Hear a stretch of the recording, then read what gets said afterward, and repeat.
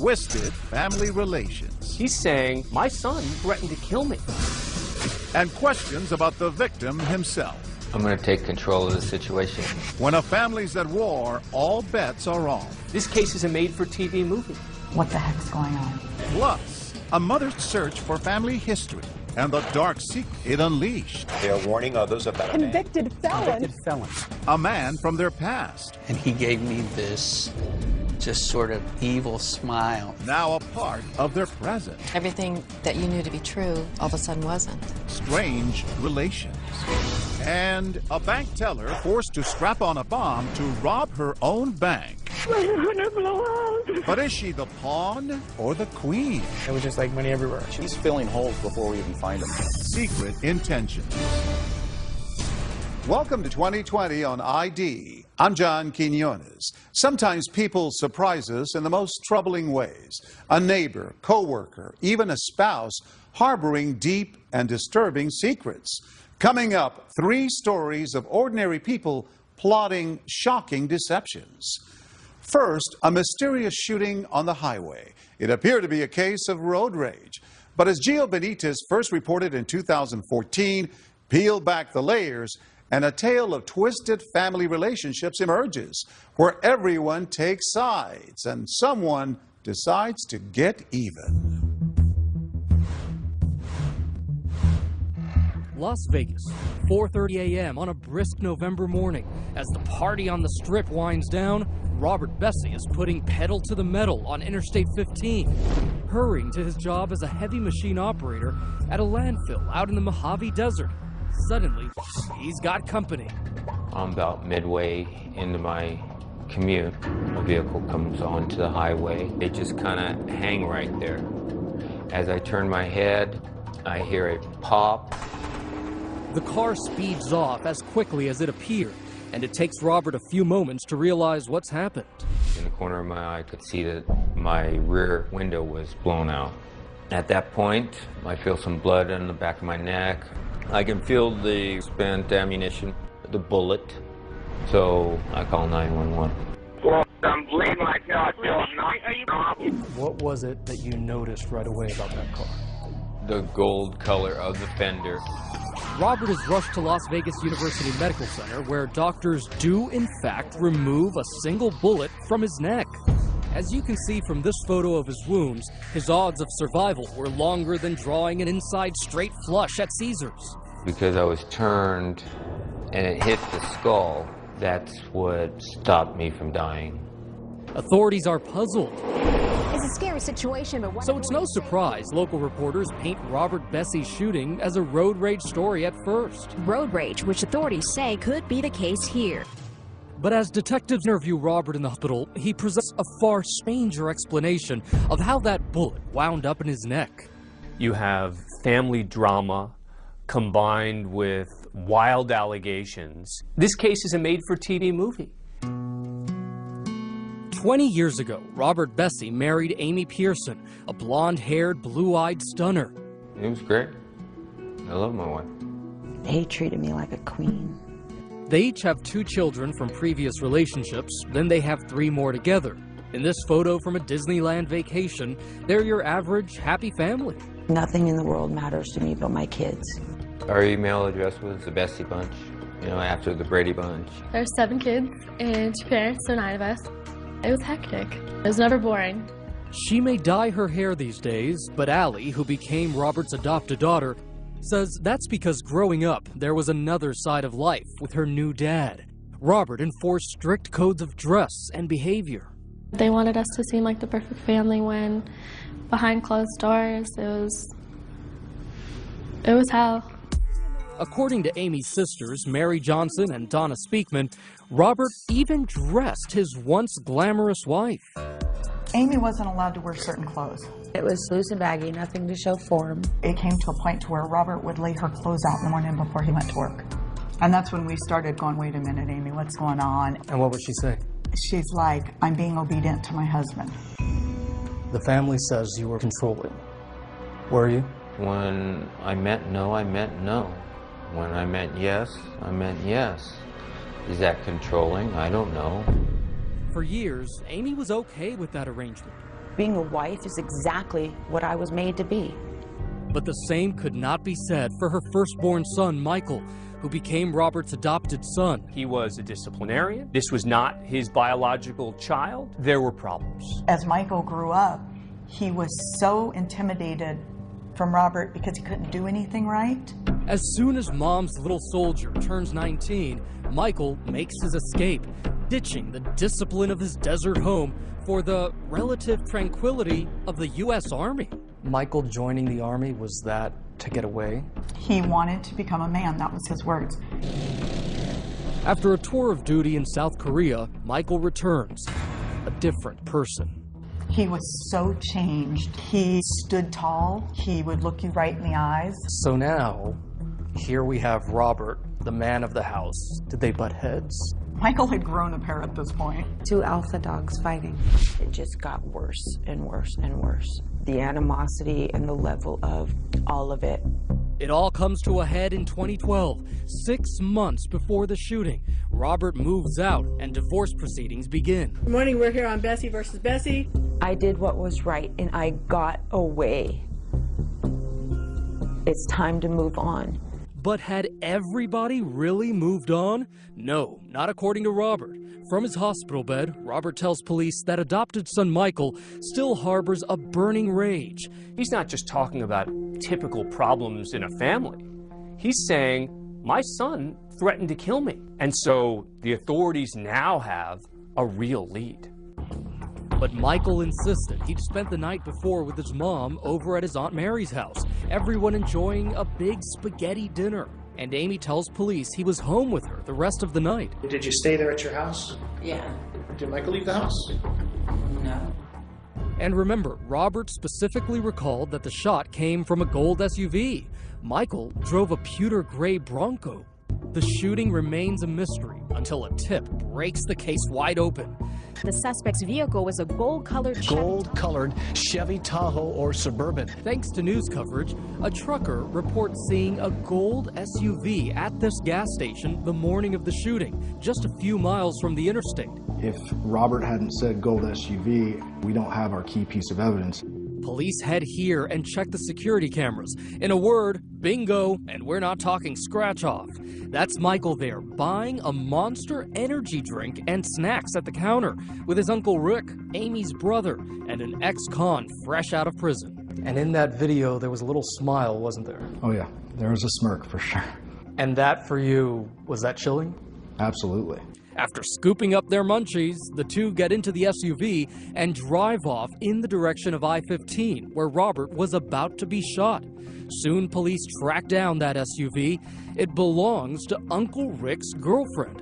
In short order, they slap the cuffs on a gang that literally couldn't shoot straight. Police say they made an arrest in a shooting on I-15. Case closed? Not by a long shot. Police are about to unearth more stunning revelations about the Bessie bunch. Robert Bessie was suggesting that Michael wants his mother to himself. And is the victim of the shooting guilty of something himself? Did you hit Amy? What the heck's going on? What is going on? When we return.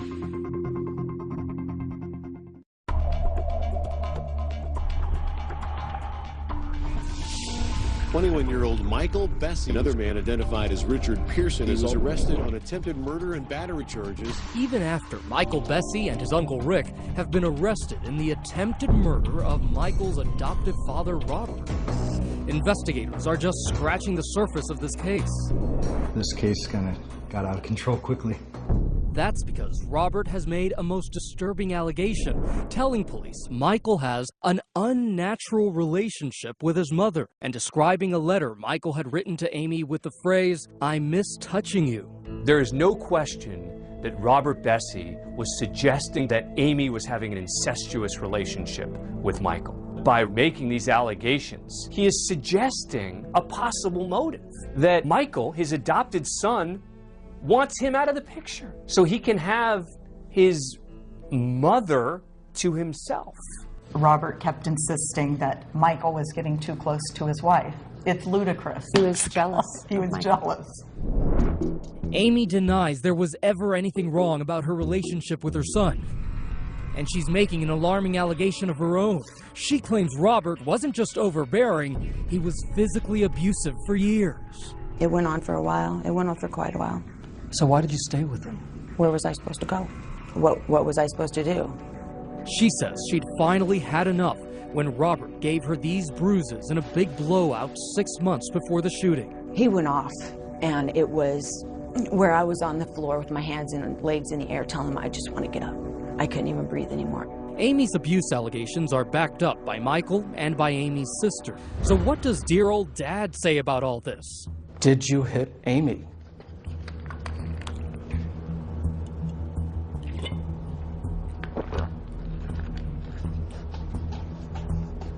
I'm going to take control of the situation. I won't talk about anybody in my family, and that is me taking control right now. And that is my example of controlling. You won't say whether I did you hit anyone or not. We're not talking about that. Police are now exploring a new theory, that Robert's estranged wife hated him enough to have plotted his murder with Michael and Uncle Rick. Were they just pawns in this game, and was Amy the queen? We suspected Amy was involved because she was the one that directly benefits from Robert's death. She's the mastermind. But prosecutors don't think Amy's motive was her safety. Robert had already moved out of the house and was keeping his distance. No, they say, it's something much simpler, something folks in Vegas would understand. A jackpot. She was the beneficiary on his life insurance policy. And that life insurance policy was worth $250,000. But Amy told police just what she told us. Sitting here today, you can say you had absolutely nothing to do with that shooting. Positively. Absolutely. Nothing. Her alibi, the same as Michael's. She says she was at that spaghetti dinner at her sister's house the night before, then went home and was asleep in bed when the crime occurred. A month after Michael's arrest, Amy is still in the family home with her kids, being a mom. That's when a bombshell explodes in the district attorney's office.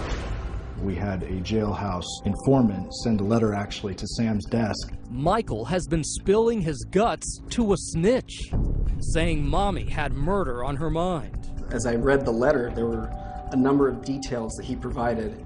Among those details, that Amy had been plotting Robert's murder for months. Robert and Amy had the big blowout that spawned the whole divorce proceedings. I think that's when she started to plot his death.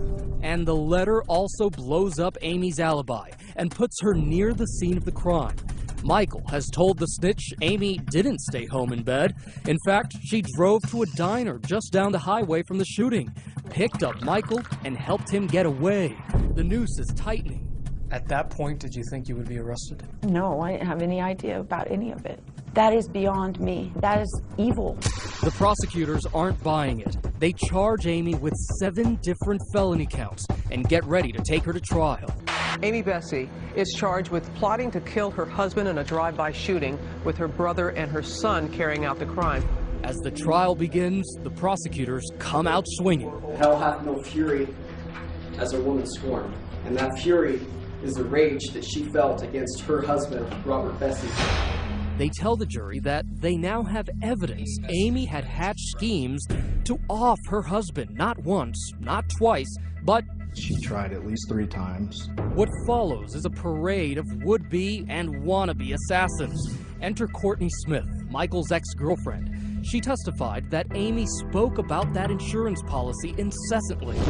She said that it was for $250,000 and that she had made the comment that he was worth more dead than alive. And Smith says she was in on one of the first unsuccessful murder plots, a failed attempt to poison Robert on Father's Day. Death would be delivered in a can of Red Bull laced with arsenic. Who delivered that Red Bull to Robert? I did. Who actually handed it to you to deliver to Robert? Amy. The defense draws out that Courtney has an axe to grind with Amy. And then you have a conversation with police, during which you describe Amy as a bitch. She can be. Up next, Vincent Sweeberg, Michael's biological father, Prosecutors say Amy tried to recruit him as a hitman too. There come a point in time where she asked you to make him disappear. Yeah. Okay. What did you take that to mean? Dead. The third time was the charm. Prosecutors say Amy decided to keep things in the family, turning to her baby brother, ex-con Rick Pearson, recruiting him and her own son Michael to do her dirty work. Everything leads back to Amy Bessie. Did you ever tell Rick or Michael or both, did you ever tell them, I wish she was dead? No. Not in those words. I did make the comment in front of everybody in my family that I wish the son of a bitch was dead. So in front of your family, you told them, I wish he was dead? Yeah, as a blanket statement, not somebody do this for me, somebody do this for me, like it was portrayed at trial. That quote is one of those things that you wish you could take back. But there's no going back now. Prosecutors are finally ready to lay out their chronology of the crime. It is the night before the shooting. Amy and Michael are at that spaghetti dinner at Aunt Mary's. At 10:44 p.m., prosecutors say a telltale text is sent from Uncle Rick to Amy. Rick was communicating with Amy and saying, well, just everybody there. I love it when a plan comes together. 1:47 a.m. The plan is afoot. Prosecutors say the three conspirators go silent on their cell phones. 3:28 a.m. Michael and Uncle Rick pick up that energy drink and get spotted by the gas station security cameras near the scene of the crime. She said if her tweaker brother hadn't stopped to get an energy drink, they would have never gotten caught. 4:35 a.m. The plan is executed on that lonely stretch of Interstate 15. Who do you think pulled the trigger? It's impossible to say. And at 5:07, yet another boneheaded mistake. Uncle Rick calls Amy, pinging a tower nearby the crime scene. There's no question this was amateur hour. Staring at a maximum prison sentence of 91 years, Amy rolls the dice, testifying on her own behalf. I said that I wanted him dead. That's different from what you're saying. But now she flip-flops. No, she didn't just go home from that spaghetti dinner and go to bed like she told the cops. On the stand, she says she did drive to that diner to pick up her son Michael, but it was totally innocent. I went and picked him up. I never saw the vehicle. That's what my brother said. They had a flat, take Michael home. I said, okay. I sat and had a cup of coffee. Okay. And took my son home. Amy continues to proclaim her innocence through a 2-week trial. Did you participate in any way in the attempt on Robert Bessie's life? No, I did not. But the Vegas jury doesn't go for it, returning a verdict in time to make it home for dinner. Guilty of conspiracy to commit murder. Miss Bessie, I've given great thought to this. The judge sentences Amy to 14 to 44 years. Michael and Rick plead guilty. They declined our requests for interviews. As for the matriarch of the Bessie bunch, well, she's okay with how things turned out. She says these concrete walls and barbed wire fences are actually an upgrade from her old ball and chain. I might be in jail, but for the last 20 years, I've been in prison. So for me to have the freedom of my own will, instead of a will being imposed on me on a daily basis, there's a freedom in that. Amy Bessie will be eligible for parole in 2019. As of 2015, she's appealing her conviction. Michael Bessie was sentenced to 10 to 26 years for his part in the murder plot. Rick Pearson was sentenced to 12 to 30 years. And Michael's ex-girlfriend, Courtney Smith, who testified that she delivered that arsenic-laced Red Bull to Robert, later pled guilty to accessory to commit a felony and was sentenced to 3 years probation. As for Robert Bessie, he says life is great, that he and his 3 kids are moving on. Up next, a convicted felon with a disturbing past.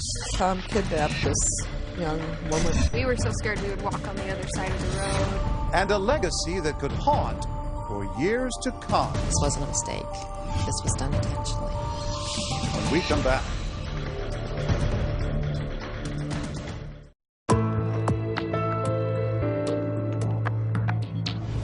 Sometimes deception can take years to unravel.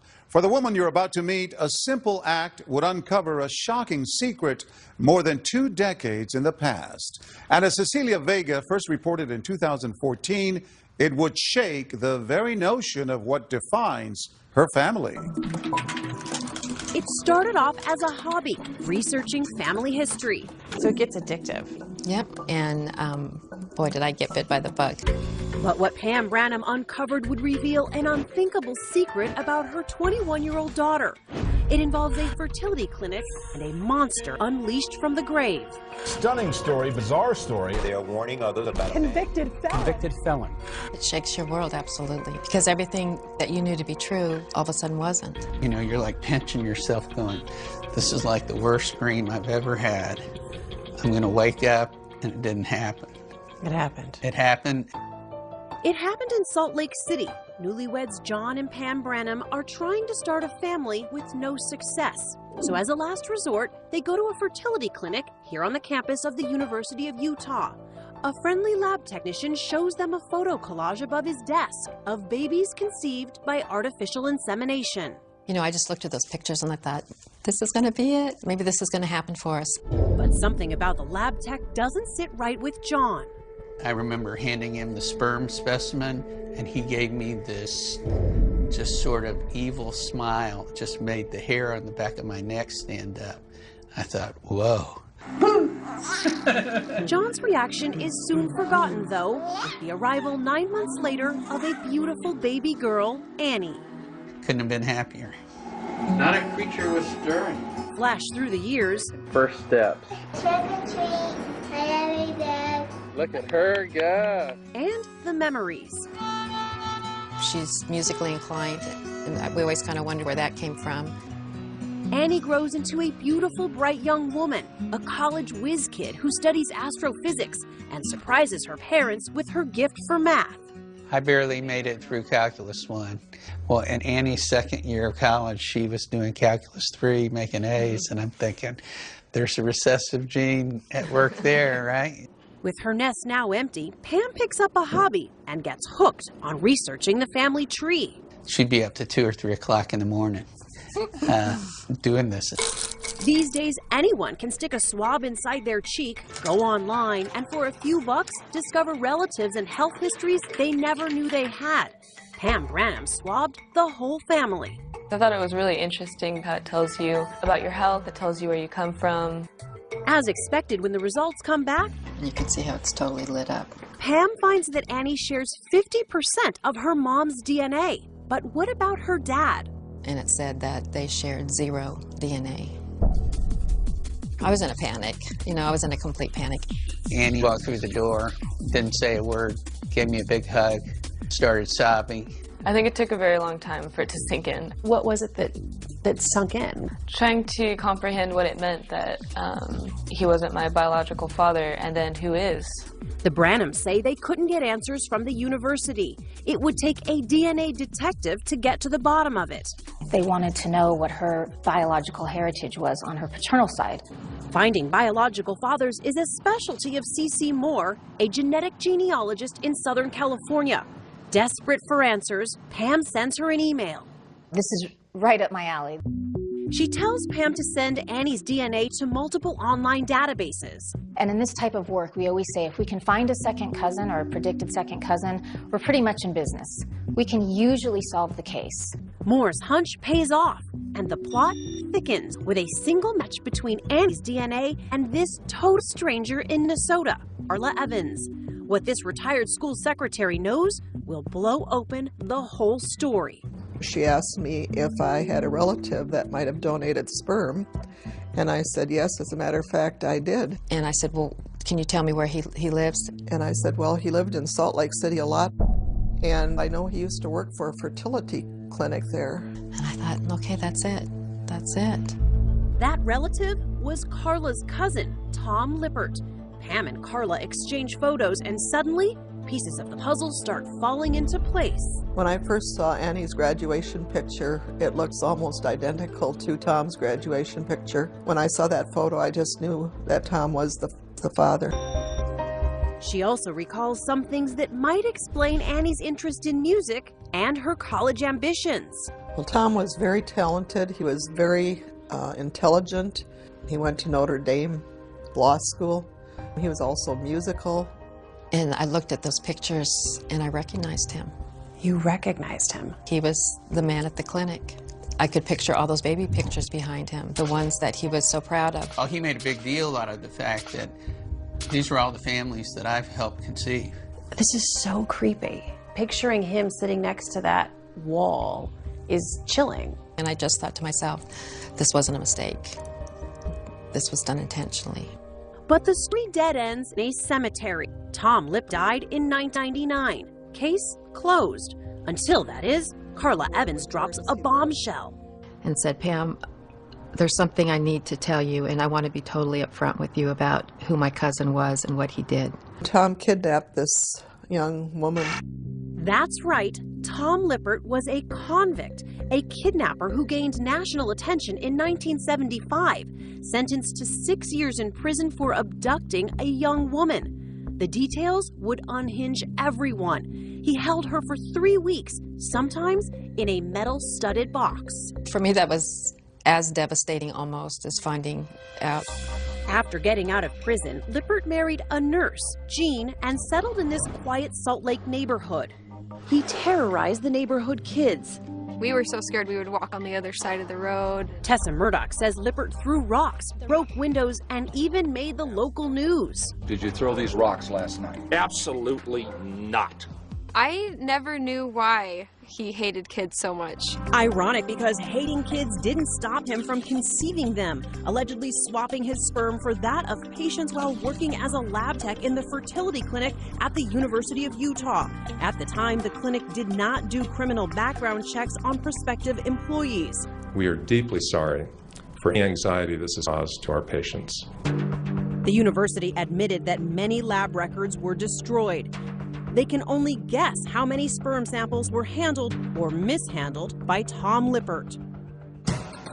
DNA detective Cece Moore created a blog that's already gotten responses from at least 5 more possible Lippert offspring, who'd be Annie's half-siblings. You think there are other families out there right now who were duped just like you?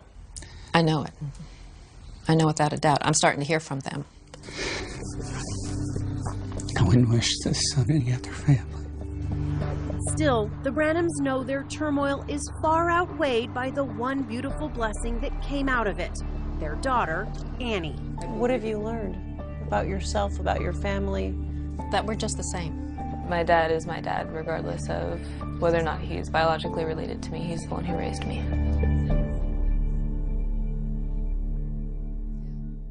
Annie Branham later graduated with honors in astrophysics and plans to apply to medical school. The fertility clinic the Branhams used closed in 1998. The University of Utah Medical Group reported that while several other families have come forward for testing, as of 2015, none have been matched to Tom Lippert. They continue to offer free DNA testing to concerned patients. None of the families who contacted Cece Moore have been matched to Lippert either. However, as of 2015, the Branhams say they did discover one person who matched Annie's DNA. When we come back, a bank teller turned into a walking time bomb. I have something strapped to me. But the real bombshell is the story behind it. You think you've seen it all, and then you find out that you haven't. When we come back.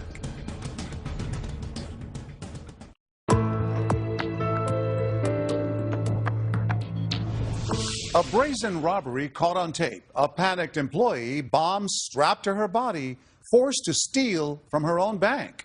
But as Jay Shadler first reported in 2014, that's just the beginning of this explosive story. The sun's coming up over East Los Angeles, and a bank heist is going down. Breaking news out of East Los Angeles, kidnapping and robbery at a Bank of America. A longtime bank employee has been kidnapped, strapped with a bomb, and forced into robbing her own bank. Why have I have something strapped to me? Can you hurry? I'm so scared. We're coming, honey. I'm gonna blow out. Alerted, the LA bomb squad rolls out of its headquarters and heads to the bank on South Atlantic Boulevard. This would be the highest threat level. Bomb Squad veterans Joseph Acevedo and Rob Harris. There's helicopters, there's police cars. People were pushed way back. The hunt is out for 2 bank robbers who strapped. Local reporter Rob Hayes is covering the heist for KABC. We're shooting from far. We had the chopper up, and we're just kind of waiting for this thing to play out. We have an innocent victim that's lives in danger. Our #1 priority is to get to that person. The victim is Aurora Barrera, an assistant manager for the bank and an LA native. At 8:20, with the bank still closed, surveillance cameras inside and out show Barrera carefully following the kidnapper's instructions, enlisting the help of the only other employee in the bank as she empties the vault and tosses 2 bags with $500,000 out the side door. At the very moment Aurora is dropping the bags out this bank door, a getaway car is pulling up on this side street. The robbers have timed this perfectly. We know that because one of the robbers spoke exclusively with 2020. It was like one of those moments where you have no control over your body. You're just in shock. It was just like money everywhere. Brian Perez has been recruited into this heist by his friend Richard Menchaca, who drove the first getaway car. Perez says the money is now transferred to his car to keep police off their trail. The handoff takes place at this car wash right around the corner from the bank. So he opened my door and he pretty much threw all the money in the back of the car. You're sitting in a car wash, looking in the back seat. With over $500,000. Yeah. And he closes it up? Yeah. And then what? He tells me to go. He slapped the car like, get out of here. Back at the bank, the bomb squad begins the delicate but dangerous work of removing the bomb from Aurora Barrera's body. She was sitting in a chair at the desk, just saying, please, please, please, I don't want to die, I don't want to die. We saw a black cylinder object below her rib cage, and then we could see a cable. And some electrical tape. That is how it was connected to her body. After calming Barrera, the device is gently removed from her. That's her finally walking free from the bomb and the bank. Now the device is isolated and destroyed with the help of the squad's robot. I went back down with the bomb suit and I got down and pulled all the pieces apart and saw that there was no high explosives, there was no circuitry, it was not a bomb. Detective Harris signals code 4, meaning all is safe. The device is a fake, but an effective one. The robbers have made away with over $500,000 without ever having stepped into the bank. Where did the money go? It's a great question. This is Special Agent Black. FBI Special Agent Nicole Black and Huntington Park Detective Joe Settles are the first to interview Aurora after the heist. She was emotional during the interview. She would go into trying to describe the events, how scared she was at the time. I took a shower and... Slowly, the single 32-year-old woman recounts her early morning abduction. She got up in the morning, got ready for work. She went out to her garage as normal, and once she opened the garage, she was accosted by 2 black males. They told me that they've been following me, that they knew where I worked, and that I better do everything that they tell me to do. Held at gunpoint and forced to tape some sort of device on her stomach. Told me to strap it to myself. He gave me the tape. You put it around my waist and have some wires. I just saw wires and I was scared. They gave me a backpack and they told me to stuff it with the money and to throw it through the side door. That if I didn't do what they told me to do, that I was going to get hurt really bad. As night falls, the search for Barrera's kidnappers and bank robbers goes on. Authorities are following leads, attempting to track down those 2 suspects who apparently... I know they were African American or black. All I could see was part of this right here, and the way they spoke. But Barrera's memory is vague, and police begin privately questioning whether she was the pawn in this high-stakes game, or perhaps the queen. Stay with us because this bank heist is about to turn into a Bonnie and Clyde whodunit.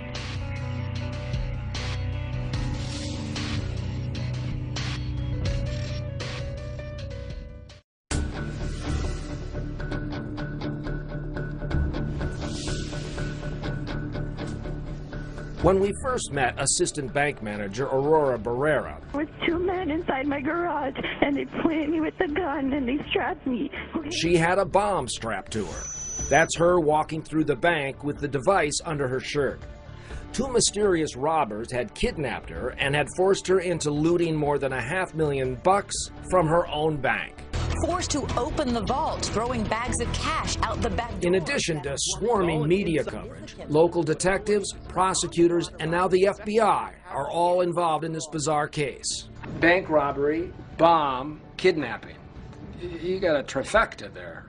But you can bet the story's just starting when the cops begin pressing Barrera. Looking for answers, they find only questions and doubts. I want you to make sure that you're thinking of all your senses. Red flag number one, Barrera's demeanor on bank surveillance. At times, she buttons her jacket or kind of tries to potentially hold the device up as if it may be falling off. A reasonable person that would think they had a device strapped on them that was going to blow up. You'd think she'd be on eggshells the entire time. Right. And she wasn't. Red flag number two, Barrera's long on dramatics, short on details. What did you hear? What did you see? What did you smell? She couldn't answer those questions for critical points in the timeline. It was like pulling teeth. One of the things that we noticed right away was that she had a tough time calling the device a bomb. She was very reluctant to say anything more than that thing. The other guy gave me the whole thing. He's the one that had that thing. He was holding the thing. And the bomb, as we know, turned out to be a hoax, leading to red flag number three. Okay, so you're kind of holding it in place with your right arm, and then just putting some straps of tape there. Barrera says the electrical tape used to attach the device was torn with her own hands. the tape stretches when you try to tear it. Usually you need scissors to cut that sort of tape, which would create clean edges, and that seems to be the case in these photographs. And it would be very difficult to hold a device, hold a shirt up, tear or cut tape while being held at gunpoint. And finally, red flag number 4. Maybe we stuffed the bag mostly with singles. Instead of filling the bags with singles, as she claims, Barrera went straight for her bank's big bills. So what you can see is that Aurora, in loading up the money, took only the large bills and left behind the ones. If it was your bank and you were trying to protect it, you'd think you'd start with the ones and leave the hundreds behind. But all of these red flags are just circumstantial evidence. The license plate of the getaway car is not. Watch. Right after Barrera drops the money out of the bank's back door, her co-worker rushes to look out a side window, glimpsing the license plate and giving investigators a solid break in the case. The car is linked to Barrera's boyfriend, Ray Vega, an ex-Marine and a firearms instructor. Vega is cocksure of himself and a tad too angry when the cops call him in for questioning. I'm pretty pissed off. You could have called me, man. I got hooked in front of a bunch of people that respect me and that I respected. That's really jacked up. He was very agitated. He was angry at the fact that he was being investigated for being part of the robbery. I may be a man or a dirtbag, but I'm not a bank robber. Try telling that to your accomplice, Brian Perez, who spoke to us in an exclusive interview. How would you describe Vega? Intimidating guy. Vega just came off as like a James Bond kind of wannabe. You look into his eyes and you kind of realize that he might not be totally sane. Perez, who will later become one of the chief witnesses against both Vega and Barrera, laid out the whole heist to us while driving through the key East LA locations. Basic plan was he had a girlfriend that worked inside, was going to be a bomb on her chest. She was going to throw money outside of a door. Someone was supposed to pick it up and drive off with it. What did you think? Crazy. In my mind, I was like, well, this guy's nuts. And yet, you agreed to it. I mean, yeah, I did agree to it. He threatened me. He could put a bomb in my car, my parents' car. Fearing Vega, Perez continues with the plan. That's him rendezvousing with Vega in a parking lot near the bank. Later, Perez transfers the loot to this suitcase and heads to a Ramada Inn 7 miles away from where the heist went down. Here, Perez, Vega, and the driver of the first getaway car, Richard Menchaca, were to begin splitting the spoils. Vega shows up. He enters through the door right there. First thing he looks, he doesn't even look at us. He looks at the money on the table. He just says, I can't believe it. You know, we got away with it. Is that what he says? Yeah. And Is that what he says? They all might have gone scot-free if not for Ray Vega's king-size ego. Even in front of the cops, humility is not one of his strong suits. In fact, he's so confident in himself that he's basically begging you to go look for information on him. Yeah, he's filling holes before we even find them for us. Like this. If you guys can pull up my phone, you guys can see the history. Then you guys can see where it pinged off the cell phone towers where the hell I was. They did, and he wasn't. His phone was using cell towers 20 miles away when he was supposed to have spent all night at this Days Inn. I do think he believed that he could convince us that his story was true. Enough so that we wouldn't look into it further. At trial, Brian Perez's testimony against his former accomplices proved crucial. He was sentenced to 5 years probation, but Vega got 14 years, Barrera 9. So was Barrera the mastermind of this heist, or just one of the players? She walked into the bank armed with a hoax explosive. I would always think that Aurora planned everything inside the bank because she knew the bank. She knew how to get into the vault. And the money made it out the side door of the bank, which was the ultimate goal. So to that extent, Aurora pulled it off. She did. In the end, while the criminals were caught, where's the money? If anyone has the answer to that, they can feel free to give our office a call. As for the bomb squad guys who were willing to risk their lives to save Aurora Barrera, I couldn't help asking. When you learned ultimately that she was part of the hoax, what went through your head? It was one of those moments where you think you've seen it all, and then you find out that you haven't, you know? As of 2015, both Aurora Barrera and Ray Vega are appealing their convictions. All the defendants were ordered to repay the money they stole from the bank. I'm John Quinones. Please join us next time for another edition of 2020 on ID.